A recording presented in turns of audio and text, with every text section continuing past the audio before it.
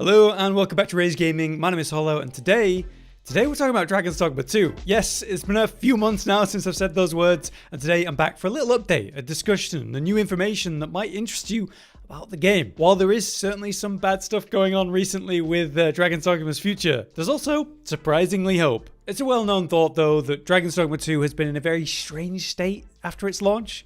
It's been a massive game, long waited for, that released to large initial success, and yet after just a couple months, the player base active numbers have dropped massively. I believe it's over 90% compared to launch, which, you know, is completely normal for a single player game that just ends with a story. But that isn't exactly this. This is Dragons Dogma. It had its own endgame, it has piles of classes and playstyles. It's meant to be a much larger world. The expectation and hope for Dragons Dogma was a lot bigger, I guess. So yes, while a drop-off is still expected, it's just been massive and faster than we thought. Who's to say how the game should have been handled over its post-launch days, but we were hopeful for, balance changes and quality of life features to come, not after launch, where there were certainly things that needed improvement. Optimization and function, a main one. We were also very hopeful for DLC in general. Whenever that information does come, be that small content updates Capcom are pretty well known for, or proper develop, paid expansion style stuff. We're talking, of course, about a massive game with this incredible foundation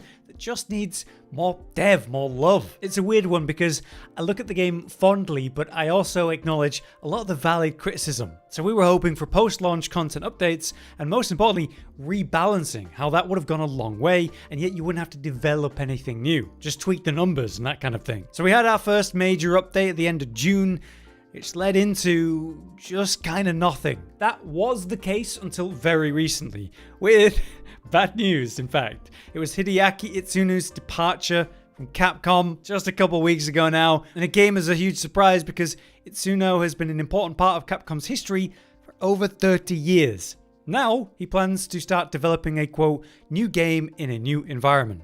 In his, leaving post, he thanked the fans for all the support and said that he wants to create fun, beautiful games that are as memorable or even more memorable than the ones he's created so far, advising us to stay tuned for his next creation. That's pretty crazy to hear if you're a fan or hopeful for the future of Dragons Dogma 2. Itsuno was the director for this game, essentially its head. The content updates and rebalancing style patches that we're looking for, he should be involved in. Itsuno himself is a massive reason that we have not just obviously Dragons Dogma 2, but incredible games like Devil May Cry 5. So with him leaving, is there even any hope at this point for DLC? Are they going to basically waste what is the potential of this foundation that they've built? Well, maybe not, despite that. That might come as a surprise. As of just a couple days ago, on September 17th, a new major update was released for the game, and bigger than we expected. A new update that introduced an entirely new game mode, with largely changed key features. And then a pile of new quality of life stuff for the game as a whole. New port crystal locations,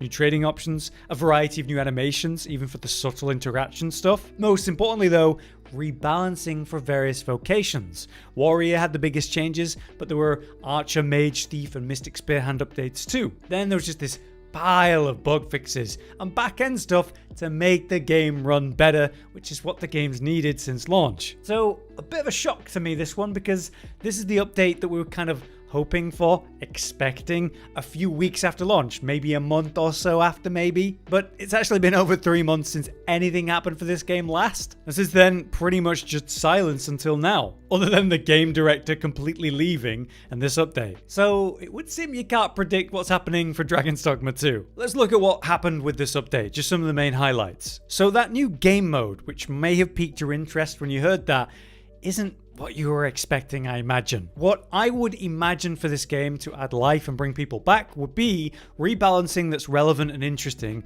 alongside a new mode that makes things significantly harder. That's one of the big criticisms for the game. What we have instead of that is something called casual mode, where you'll enjoy things like reduced in fees, reduced prices of fairy stones. It's much harder to become heavy or very heavy. When you're running around outside of combat, you can run way longer. Even things like pawns recovering from Dragon's Plague without the calamity occurring. Pretty significant changes. This is not a bad thing. It's a new mode that is casual. I imagine there's going to be a group of people that are going to enjoy this. But obviously, what I was hoping for, and I think a lot of people were hoping for, was a significant difficulty increase. Doing that in the right way is important. Just making all enemies massive damage sponges, that's not going to be fun in any remote way. So it would need to be done well, right? I'm not saying they can just make enemies tankier. But on the bright side, this casual mode essentially lays the foundation for other modes, such as a hard mode. So I think after seeing this,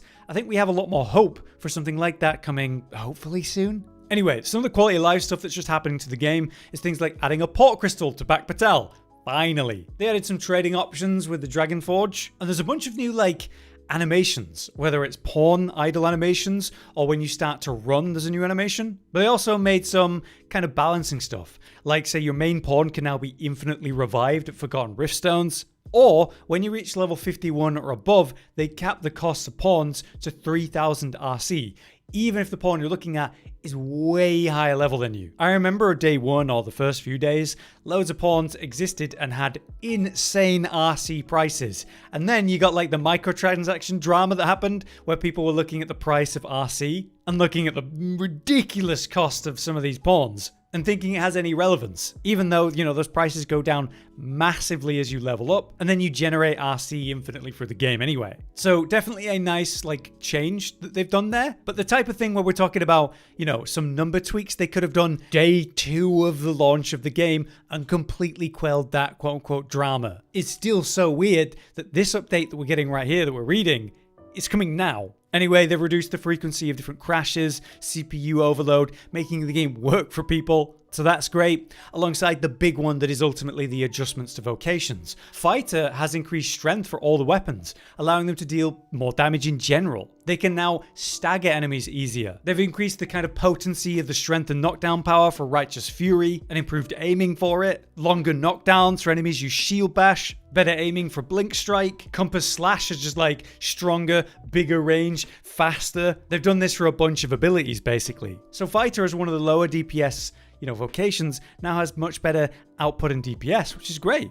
Quality of life stuff for Warrior happened with better input duration for Chain of Blows, making that easier. Archer has reduced charge time and increased strength and knockdown power for Dire Arrow, also making it so that you can charge for longer to be even more potent with the actual skill to make it relevant. Increased damage dealt for Heavenly Shot, and reduce the time taken for stamina to recover after you do use it. That's really nice. As well as damage scaling for bow attacks in general, and damage scaling for attacks that hit enemy weak points, making it even more valuable. Mage has kind of quality improvements, increased duration of silence, increased the distance of flames. They're increasing the effect and duration of lots of things. Lastly, with Thief and Mystic Spearhand, Thief has changed stamina consumed when using Blades of Pyre from a fixed amount to an amount proportionate to the user's maximum stamina. And then for Mystic Spearhand, we have increased strength and knockdown power for Seeching Blade. So the function of a lot of different skills, especially ones that are underused. We see it the most for Fighter, which got the biggest buffs, but a lot of that's really nice.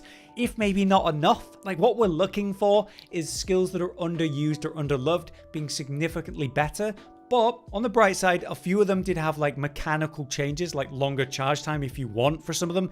That's really good. Overall, it is still really confusing that something like this has come so late, and does suggest to me at least that they had some internal issues that must have delayed this kind of thing. Maybe it's tied to Itsuno leaving. Maybe with his departure, they're actually going to take the game in a new direction post-launch now, and any direction would be something. But what can continue to change is the stuff like optimization improvements, the further rebalancing of classes to get them feeling and functioning better, the lesser used skills significantly improved, maybe even add newer smaller stage content like new enemies or areas. It's just, I feel the game really has a great foundation and I just want to see it added to. It just feels like Dragons Dogma wasn't fully cooked and it isn't done even now. Past expectations and disappointments still exist. Magic as a whole is still very limited in Dragons Dogma 2 compared to what we saw in 1. They also teased in the pre-release build up to the game's launch that more vocations are going to be coming beyond Mystic Spearhand and Trickster for new options. But in the end, despite them doing that kind of teasing, and also they did kind of tease monk stuff on Twitter posts,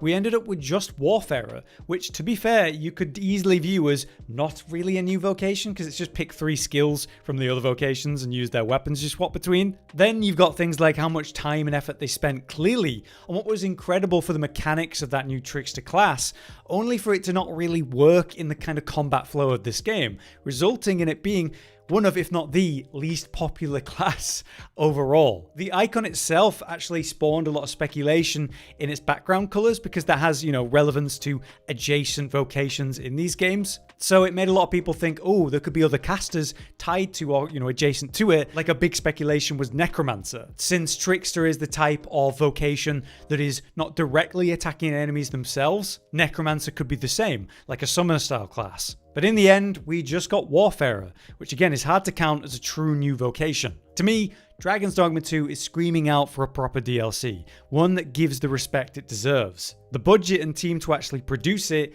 that's what it needs, to address the lacking aspects of the launch version of the game. It'd be great if we saw a story in that takes better advantage of this incredible, parallel worlds concept, with significantly more variety in the enemies and the types of combat encounters you're given, as well as way more difficulty and challenge in general, as well as hopefully a system that encourages longer term play, a proper endgame. A DLC could also introduce an actual roster of new vocations beyond just 2, as well as maybe a rework for the underloved trickster and more. So I really hope Capcom are already working on that. It just feels logical to me, but we just don't know right now as I make this video if they are. On the bright side though, this surprise big update with a new game mode, even if it's kind of the wrong direction we were hoping for, maybe it means more life for the game in the future. Maybe it means more updates of this kind of size. There's a bit of hope for information on that in the next couple of days. After all, Capcom are at the Tokyo Game Show, and then there's also the Gamescom Asia and Paris event to follow next month. And if not those, maybe Copium, the Game Awards in December. If we get nothing at any of those, I might lose all hope, but we'll see. Let me know what you guys think about it all, and hopefully it won't be long before I get to talk about this game again. For now though, I've been Hollow, you've been you. Thanks for watching.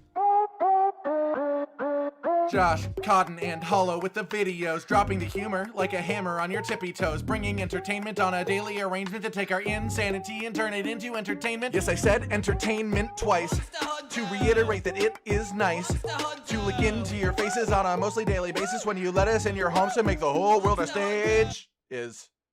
Goodbye.